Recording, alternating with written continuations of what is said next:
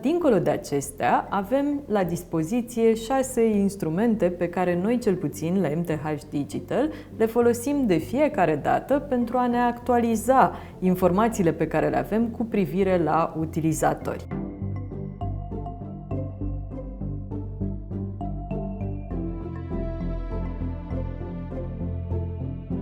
Una dintre cele mai mari provocări pe care o au antreprenorii și specialiștii în marketing online în momentul în care încep promovarea în online este acela legat de cunoașterea audienței pe care o targetează în campanii. Este ușor să vorbim despre cum ne imaginăm noi că este publicul țintă, dar este greu să ținem pasul și să știm cu adevărat ceea ce caută el pe Google, ceea ce caută el pe YouTube și cum se schimbă preferințele acestui utilizator. Aici ne ajută foarte mult discuțiile, survey-urile, tool-urile implementate direct în site, dar dincolo de acestea avem la dispoziție 6 instrumente pe care noi, cel puțin la MTH Digital, le folosim de fiecare dată pentru a ne actualiza informațiile pe care le avem cu privire la utilizatori. Vom vorbi astăzi despre aceste 6 instrumente: Google Suggest, Google Trends, Google Ads Keyword Planner sau, pe românește, planificatorul de cuvinte cheie din contul de Google Ads. Vom mai povesti despre YouTube Suggest, despre vidIQ și instrumente similare care ne ajută pe zona de keyword research pentru YouTube și vom mai vorbi de asemenea despre SimilarWeb. Majoritatea instrumentelor despre care vom discuta sunt gratuite sau freemium, în sensul în care ne pun la dispoziție o variantă gratuită care poate fi folosită un număr de zile. Cel mai simplu de folosit instrument de research este totuși foarte eficient. El se numește Google Suggest, dar probabil îl știi sub formă de autocompletul lui Google. În momentul în care intri pe motorul de căutare Google și scrii aici ceva de tipul alegeri prezidențiale, primele rezultate pe care le voi primi în autocomplete sunt cele mai frecvente căutări care au fost realizate în ultimele ore. Atenție doar că pentru a folosi acest instrument în mod corect și pentru ca el să nu țină cont de faptul că tu ești logat în contul tău de Google Chrome sau de Gmail și atunci va ține cont de istoricul tău, va fi personalizat pentru tine, corect ar fi însă să-l folosești dintr-o fereastră incognito sau o fereastră private, dacă ești cumva pe Safari sau Firefox. Dar în Google Chrome se numește fereastră incognito. O accesezi de sus din bara Google Chrome și dai de acolo New Incognito Window. Revenind, în momentul în care tu scrii alegeri prezidențiale, cum am făcut eu aici, cele mai frecvente rezultate apar în ordine imediat de desubt. Folosim întotdeauna acest instrument pentru că celelalte instrumente de tip Keyword Research ne oferă doar date istorice. Un alt instrument util pe care sunt sigură că l-ai mai folosit, sau așa sper, dar dacă nu l-ai mai folosit sunt sigură că îți va plăcea, este Google Trends și este complet gratuit, un instrument oficial Google disponibil la adresa trends.google.com. Odată ce intri aici, afli direct care sunt topicurile care se caută în momentul de față pe Google. Lăsând la o parte căutările zilei, tu poți aici să introduci un termen de căutare. Să zicem că introducem aici Mercedes, spre exemplu, și apăsăm pe Explore. În momentul respectiv se deschid imediat niște câmpuri din care putem selecta țara pentru care vrem să vedem datele, perioada și, spre exemplu, aș putea selecta ultimii 5 ani. Iar în momentul respectiv, ce voi vedea pe grafic este evoluția numărului de căutări pentru respectivul cuvânt cheie de-a lungul perioadei selectate de mine. Pot să compar între ei, în acest instrument, mai multe branduri sau mai mulți termeni de căutare și pot vedea care dintre ei este mai căutat. Dacă, spre exemplu, unul dintre branduri și-a făcut în momentul de față o campanie mai agresivă, voi vedea că în momentul respectiv brandul a crescut. Poți introduce aici până la 5 termeni de căutare și vei putea vedea care dintre ei a cunoscut o evoluție spectaculoasă, care termeni s-au apropiat ca număr de căutări în Google. Iar, în general, numărul de căutări pe Google este direct proporțional cu popularitatea termenului sau mărcii respective pe care tu ai introdus-o. Mai jos în pagină vom mai vedea această hartă foarte interesantă în care vom putea vedea care sunt județele sau am putea să selectăm inclusiv orașele pentru a vedea în care orașe un termen de căutare este mai popular decât celelalte.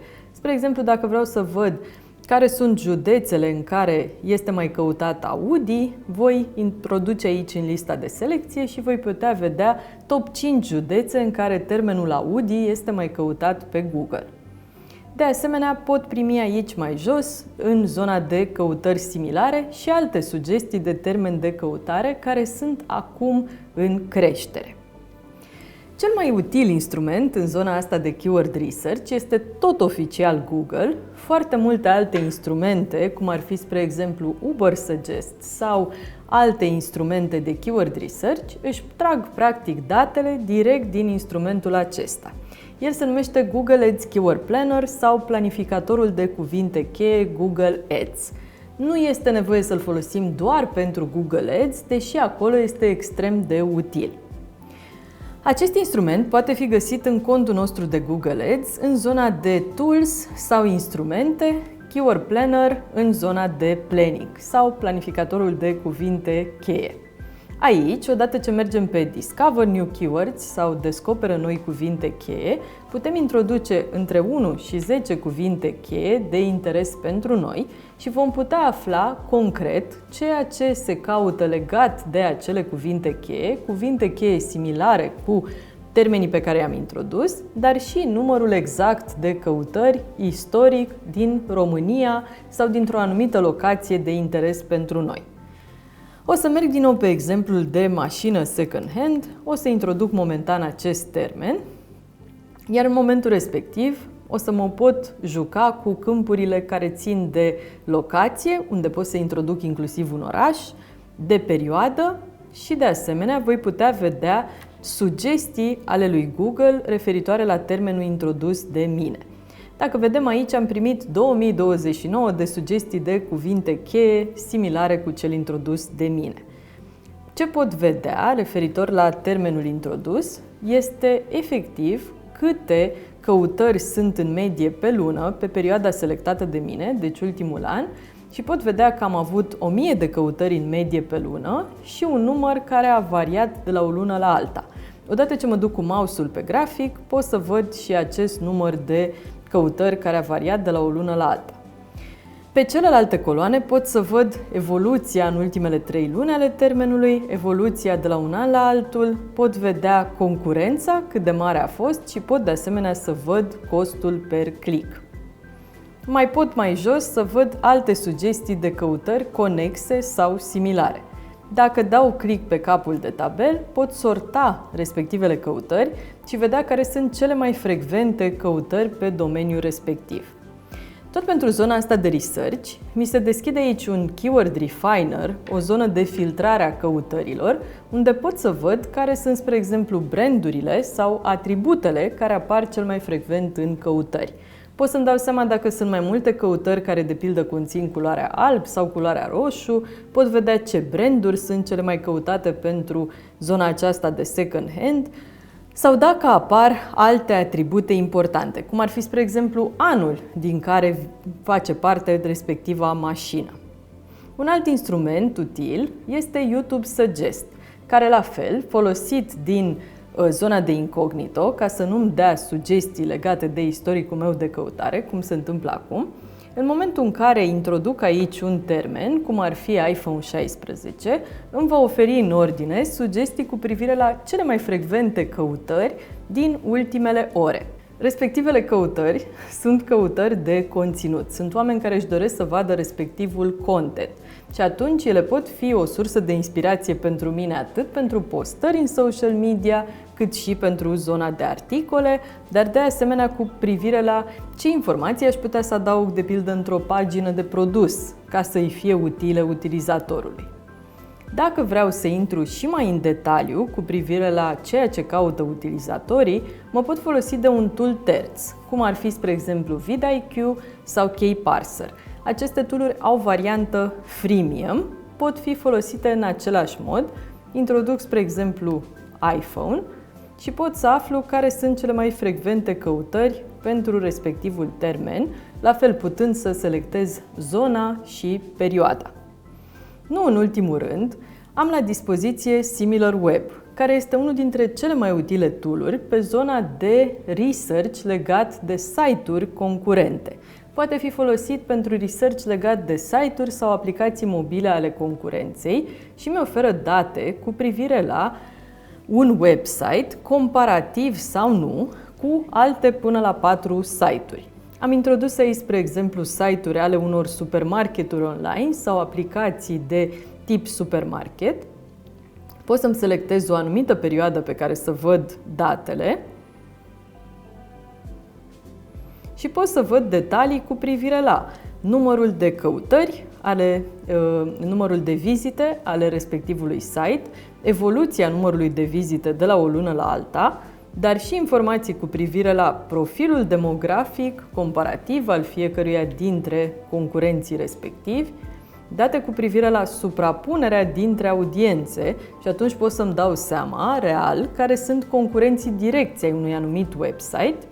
Pot să văd în zona de search care sunt căutările din partea de Google Ads și din zona de SEO care au adus cel mai mare trafic fiecăruia dintre jucători și pot, de asemenea, în zona de marketing channels, să văd care sunt top canale de marketing și cum au evoluat ele de la o lună la alta în a aduce trafic fiecărui website. Nu este de neglijat a spune că SimilarWeb nu este un tool exact. Spre deosebire de celelalte, este un tool estimativ care își ia datele preponderent prin alte plugin-uri pe care le are instalate și nu oferă informații exacte.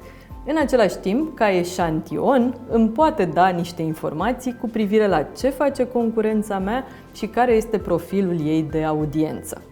O să închei prin a-ți mai da o informație interesantă pe care o poți găsi pe SimilarWeb, ce anume zona asta de Popular Pages, unde poți să spionezi puțin care sunt top articole sau top produse din punct de vedere număr de accesări de pe un site concurent, ceea ce dintr-o dată îți mai oferă așa un insight în plus în zona asta de business.